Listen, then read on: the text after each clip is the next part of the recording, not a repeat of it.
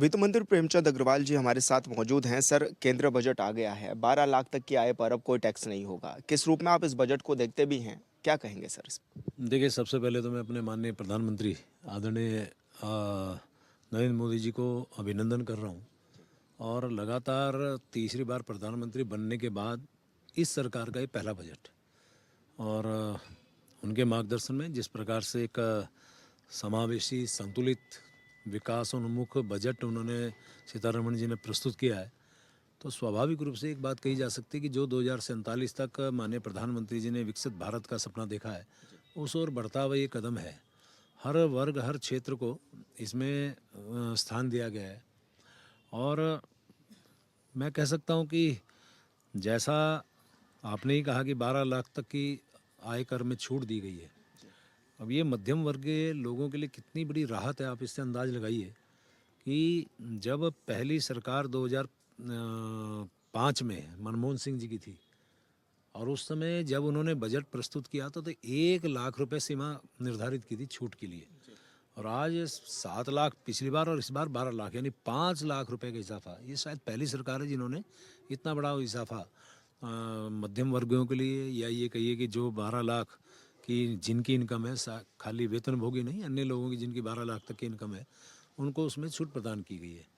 आप कृषि के क्षेत्र में देखें, शिक्षा के क्षेत्र में देखें, चिकित्सा के क्षेत्र में देखें, रक्षा के क्षेत्र में देखें, यहाँ पर्यटन के क्षेत्र में देखें, या ये कहिए कि जो युवा हो, महिला हो और किसान हो, किसी भी वर्ग को इसमें स्थान दिया गया है उनके हित के लिए, यानी कि पूरे देश के सर्वांगीण विकास के लिए और देशवासियों के हित के लिए। बहुत सुंदर, बहुत ऐतिहासिक बजट माननीय सीतारमण जी, जो हमारे केंद्रीय वित्त मंत्री जी, उन्होंने प्रस्तुत किया है। अच्छा सर, क्योंकि उत्तराखंड का बजट भी होगा, तो किस तरह से अब जो सुझाव आप लोगों ने मांगे हैं? क्योंकि अक्सर हम देखते हैं कि आप लोग सुझाव मांगते हैं जनता से और फिर उसके बाद ही फैसला लेते हैं कि किस तरह का बजट होना चाहिए। आप जानते हैं कि जब से 2022 में हमारी माननीय धामी जी की सरकार ने दूसरा कार्यकाल प्रारंभ किया और वित्त मंत्री के नाते मैंने भी प्रयास किया है कि जनता के सुझाव इसमें हम लोग लें। और यहाँ जितने भी हमारे स्टेक होल्डर्स हैं पूरे प्रदेश भर के, पर्वतीय क्षेत्र के होंगे, मैदानी क्षेत्र के होंगे, चार्टर्ड अकाउंटेंट होंगे, कृषक होंगे, उद्यान से जुड़े लोग होंगे, शिक्षा के क्षेत्र से होंगे, महिलाओं के क्षेत्र से होंगे, या फिर व्यापारी वर्ग होंगे या व्यवसायी वर्ग होंगे, इन तमाम लोगों को 31 जनवरी को हमने बैठ के उनके साथ संवाद किया है। और सामान्य जनता से भी हम लोग व्हाट्सएप, ट्विटर के माध्यम से उनके सुझाव मांग रहे हैं। ये हमने फ्लैश किया है और 9 फरवरी तक उनके भी सुझाव आमंत्रित हमने किए हैं। जो सुझाव, महत्वपूर्ण सुझाव आएंगे, स्वाभाविक रूप से हम ये जो हम लोग अपना बजट प्रस्तुत करने जा रहे हैं, यानी कि जो आगामी हमारा सत्र होगा, बजट सत्र होगा, तो उसमें पूरे प्रदेश के सर्वांगीण विकास के लिए और प्रदेशवासियों के हित के लिए माननीय मुख्यमंत्री जी के मार्गदर्शन में एक अच्छा बजट प्रस्तुत करने का हम काम करेंगे। सर, कैसे लोग आप तक जुड़ सकते हैं? कैसे अपने बजट को पहुंचा सकते हैं कि कैसा बजट होना चाहिए, या कैसे सुझाव वो आप तक पहुंचाएं सर? नहीं, मैंने कहा ना, व्हाट्सएप, ट्विटर, ये सब माध्यम हमने अपनाए हुए हैं और हमेशा हमने ये फ्लैश भी करते हैं। हमने इसकी प्रेस के माध्यम से भी जानकारी दी है। और जब आप जान ही रहे हैं कि मैंने 10 विभिन्न क्षेत्रों के माध्यम से जो स्टेक होल्डर्स हैं, उन सभी के संवाद करके उनके महत्वपूर्ण सुझाव लिए, और कुछ सुझाव हमने लिखित रूप में भी लिए हैं। और हमने पूरी अपनी टीम जो हमारी थी अधिकारी, उनके साथ बैठ के और उनमें पूरा उसमें अभी अध्ययन किया जा रहा है। जो हमारे उस बजट से संबंधित होंगे उसमें हमारे जिसे कहना चाहिए कि जो बजट के लिए होंगे तो बजट में शामिल करने का काम करेंगे। और जो कुछ सुझाव ऐसे भी आते हैं कि जो लोग अपनी समस्या बताते हैं उसमें कैसे सुधार होना चाहिए, क्योंकि सरकार में तो हम ही हैं उस नाते भी, तो फिर हम विभिन्न विभागों को भेजने का काम करते हैं। यानी कि जो संवाद का कार्यक्रम हुआ है वो जनता को, क्योंकि मैं जब संवाद में बैठता हूँ तो मुझे अच्छा तब लगता है कि स्टेक होल्डर्स जो हितधारक हैं वो एक ही बात कहते हैं कि साहब ये परंपरा पहली बार शुरू हुई है, यानी कि जब से मैं वित्त मंत्री बना हूँ, उससे पहले शायद ये परंपरा नहीं रही होगी, लेकिन मैंने कोशिश की है। आप जानते हैं इससे पहले माननीय मुख्यमंत्री जी भी हमारे इन कार्यक्रमों में रहे हैं। इस बार उनका समय नहीं मिल पाया था, लेकिन हमारे सामने बजट पेश होना था, तो ये काम हमने फिर किया। और मैं फिर कह रहा हूँ, जिस भाई का, जिस बहन का, जिस भी व्यक्ति का ये मंतव्य हो कि हम अच्छा कैसे हम बजट प्रस्तुत कर सकते हैं, वो व्हाट्सएप और ट्विटर के माध्यम से हमें अभी भी सुझाव भेज सकते हैं। सर राष्ट्रीय खेल लगातार जारी हैं और योगा को काफ़ी महत्व भी दिया जा रहा है। योग नगरी ऋषिकेश से भी आप आते हैं। किस रूप में आप इसको देखते भी हैं? क्योंकि लगातार योगा क्षेत्र में बढ़ावा मिलना और राष्ट्रीय खेलों का जिस तरह से आयोजन हो रहा है, कितनी बड़ी उपलब्धि है सर उत्तराखंड की? देखिए, पहली बात तो ये है कि मैं अपने देश के यशस्वी प्रधानमंत्री जी का बहुत आभार व्यक्त करता हूँ। और निश्चित रूप से माननीय मोदी जी के बारे में तो एक ही बात हम लोग हमेशा कहा करते हैं कि मोदी जी के दिल में उत्तराखंड बसता है और उत्तराखंड वासियों के दिल में मोदी जी बसते हैं। तभी कोई भी मौका आता है वो हमारा कहीं उल्लेख भी करते हैं, तो हमारे लिए कुछ करते भी हैं। चाहे बजट की बात करें, अन्य जो केंद्र पोषित योजनाओं की बात करें, और अब खेलों की बात करें। और खेलो इंडिया ये उन्हीं का एक बहुत बड़ा एक भाव था कि पूरे देश के अंदर खिलाड़ी और खेल आगे बढ़े। और उन्होंने 38वां राष्ट्रीय खेल की मेज़बानी उत्तराखंड को दी। ये हमारे लिए सौभाग्य की बात है। और उसमें विभिन्न 11 जिलों में हम लोग इन इवेंट्स को कर रहे हैं। और आप देखिए कि जो भी हमारे खिलाड़ी या अन्य लोग आए, वो हमारे यहाँ की व्यवस्थाओं के लिए को देख के और यहाँ की सुंदरता को देख के वो बहुत अभिभूत हैं। और उसमें चाहे योगा की आपने जैसे बात की है, पूरे देश भर से हमारे योगा के लिए प्रतिभागीगण आए हैं। लेकिन हम तो योगा के बारे में कह सकते हैं कि योगा तो हमारे उत्तराखंड के बारे में योग, एक से एक योग करने वाले या योग सिखाने वाले हमारे उत्तराखंड के हैं। योग गुरु रामदेव उत्तराखंड में हैं। और ऋषिकेश जहाँ से मैं विधायक हूँ, वहाँ उसे योगा की अंतर्राष्ट्रीय कैपिटल कहा जाता है। हर वर्ष मार्च में एक योग सप्ताह मनाया जाता है। मार्च आ रहा है, उसके अभी से तैयारी हमने शुरू कर दी है, यानी सरकार ने भी शुरू कर दी है। तो कुल मिला के ये हमारे लिए बहुत लाभप्रद भी होगा। और जो दर्शक लोग हैं या जो खेल को देख रहे हैं, वो भी बहुत लाभान्वित होंगे। एक उनको भी एक सीखने का, समझने का, किसी भी खेल को समझने का एक मौका मिलेगा। कुल मिला के हमारे प्रदेश के लिए बहुत बड़ी उपलब्धि मैं कह सकता हूँ। अच्छा सर, जिस तरह से शीतकालीन यात्रा भी जारी है और ऐसे में प्रधानमंत्री नरेंद्र मोदी आने वाले हैं, क्योंकि शीतकालीन यात्रा में अक्सर देखा जाता है कि थोड़ा कम लोग आते हैं, तो क्या जिस तरह से प्रधानमंत्री नरेंद्र मोदी आएंगे, तो क्या ये सरकार का एक पॉइंट है कि फिर तादाद बढ़ेगी इस यात्रा में, इसलिए उनको बुलाया जा रहा है? देखिए, प्रधानमंत्री जी उत्तराखंड के लिए हर कोशिश करते हैं, वो एक बार जरूर इधर किसी भी ना किसी माध्यम से, किसी न किसी रूप में आते हैं। मुझे ऐसा लगता है कि केदारनाथ से उनकी बहुत बड़ी आस्था है। कोई देश का प्रधानमंत्री एक केदारनाथ में अनेकों बार आए, और उसमें भी माननीय प्रधानमंत्री आदरणीय मोदी जी 7 बार आए हैं, जब ये यहाँ भी यात्रा केदारनाथ जी की चल रही थी। और जैसे आपने कहा, शीतकालीन यात्रा में यदि आएंगे तो उसका लाभ मिलेगा, क्यों नहीं मिलेगा।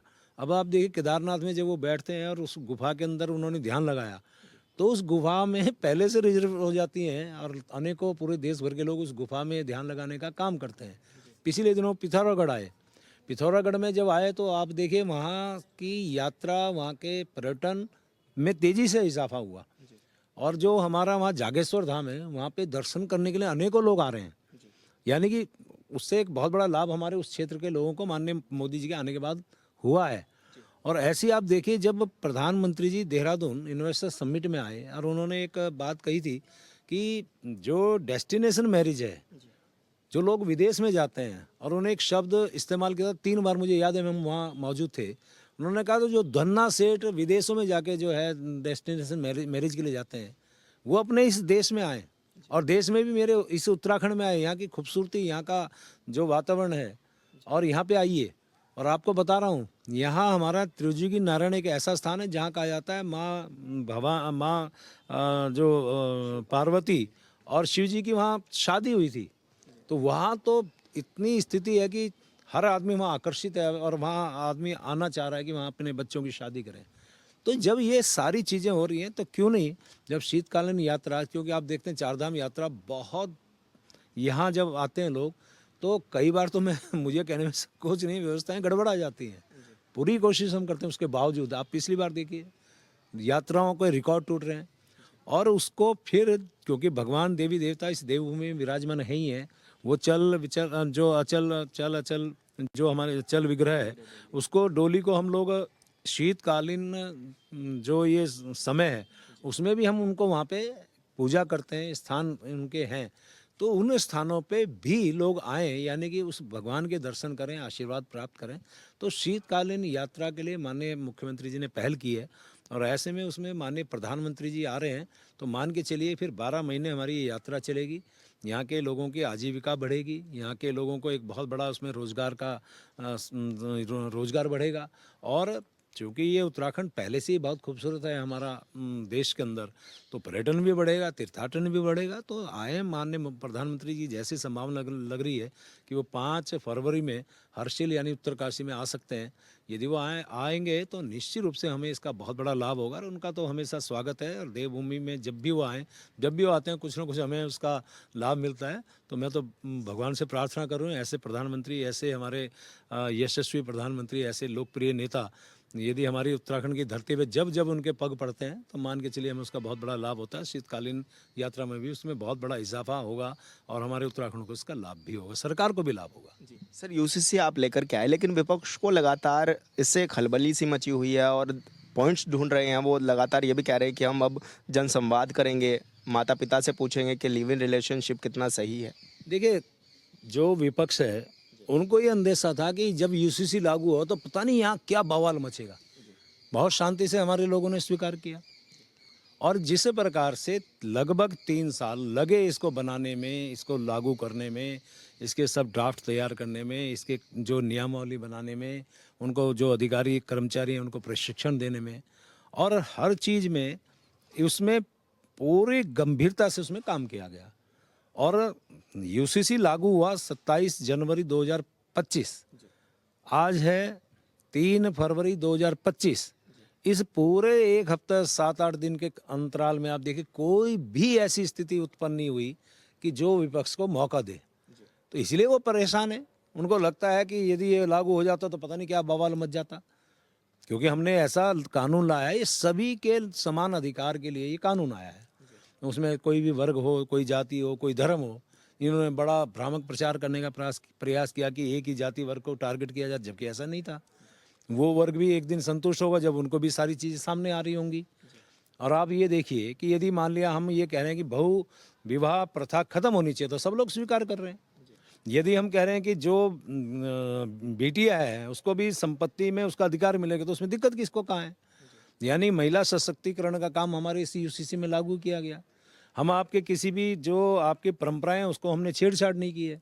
आप यदि हिंदू हैं 7 फेरे लें तो लीजिए, आप यदि मुस्लिम हैं निकाह करना चाह रहे हैं तो कीजिए, लेकिन ये जरूर है कि आप जो महिलाओं के साथ किसी प्रकार का जाति नहीं करेंगे, क्योंकि बहु विवाह प्रथा हमने बिल्कुल उस पर प्रतिबंधित किया है।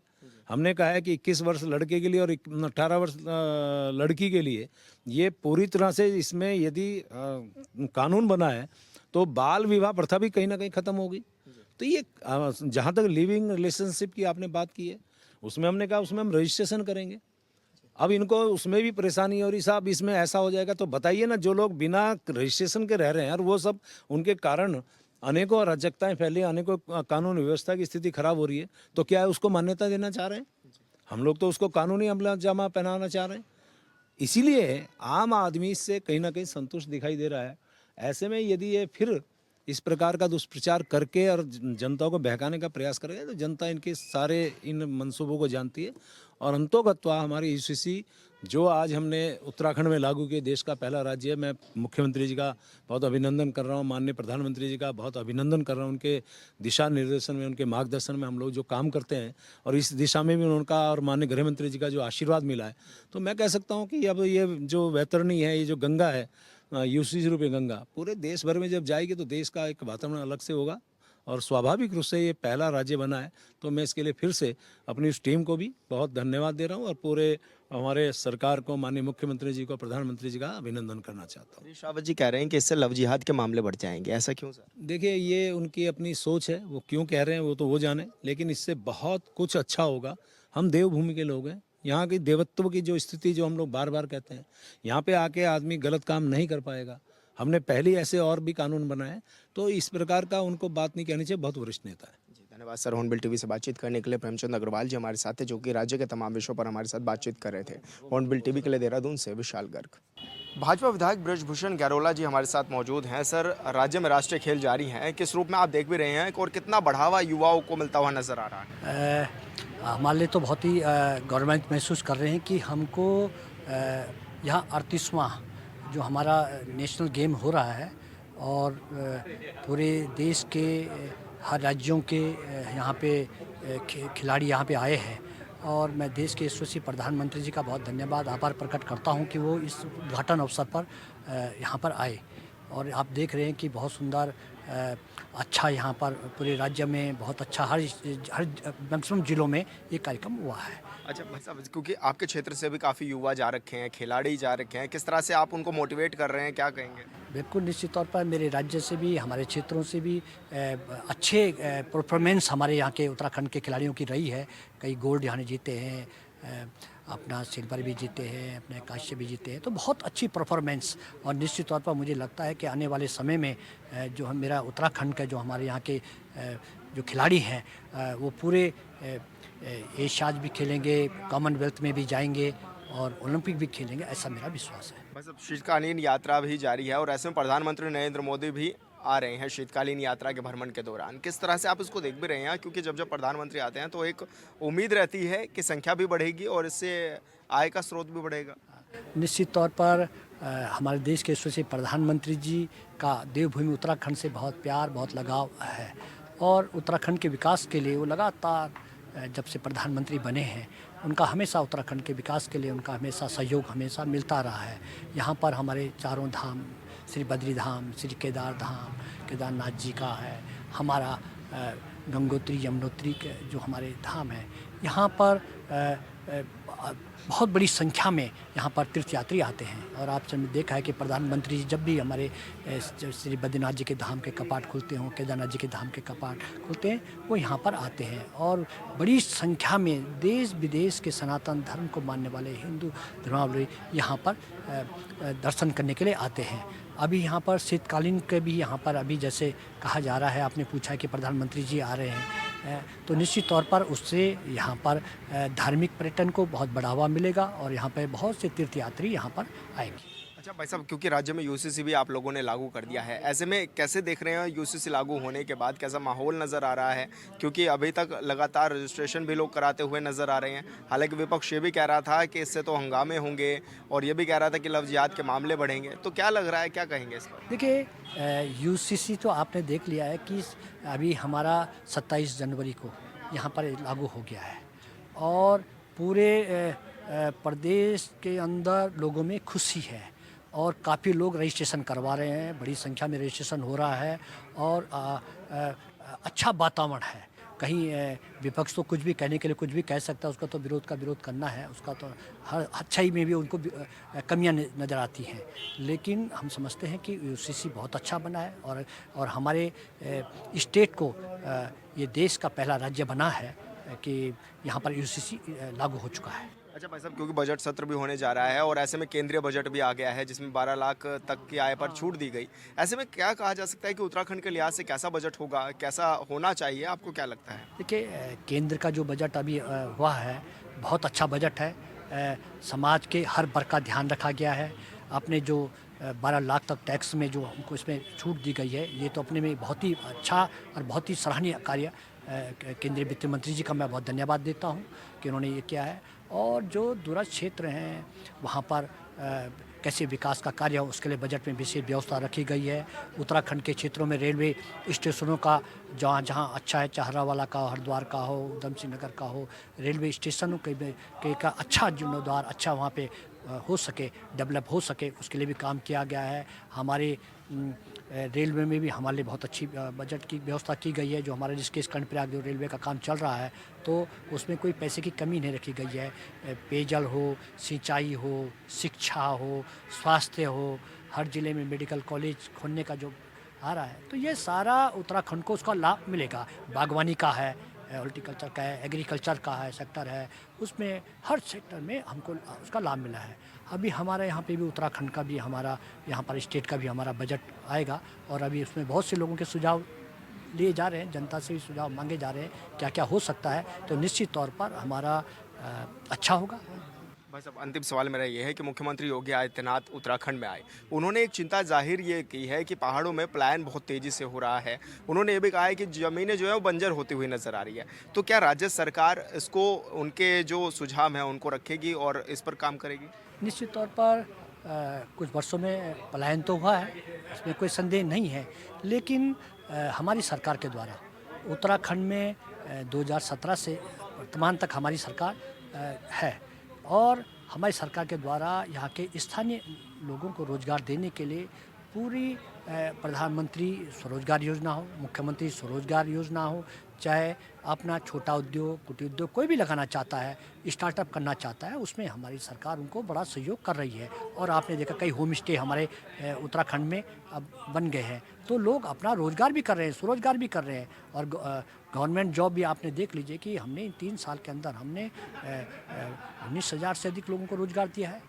तो रोज़गार, सरकारी रोज़गार हो चाहे हमारा स्वरोजगार हो, उसके लिए भी हम लोग लगातार कर रहे हैं। जो हमारे समूह हैं यहाँ पर, उन समूहों को सशक्त करने के लिए भी सरकार लगातार काम कर रही है। तो ऐसा नहीं है कि हम कह रहे कि कुछ नहीं हो रहा है। बागवानी के क्षेत्रों में भी आप लोगों को देखिए कि अपने लोगों ने अपनी खेतियों को लेकर के खुद भी अपना खेती किसानी शुरू करने लगे। कैश क्रॉप को बढ़ावा देने के लिए हो चाहे बागवानी के लिए हो, उसमें भी काम किया जा रहा है। सौर ऊर्जा के क्षेत्र में आप देख लीजिए कि हर गांव हर क्षेत्रों में लोगों ने अपने सौर ऊर्जा को भी एक रोजगार का साधन बना करके सौर ऊर्जा प्लांट लगा रहे हैं। यहाँ पर है सरकार उसको सब्सिडी दे रही है, छूट दे रही है। पीएम सौर योजना है, उसका लाभ लिया जा रहा है। तो ऐसी कई जन कल्याणकारी योजनाएं हैं जिससे आज हमारा उत्तराखंड के लोग जो है मजबूत हो रहे हैं, सशक्त हो रहे हैं और स्वावलंबी हो रहे हैं, अपने पैरों में खड़ा हो रहे हैं।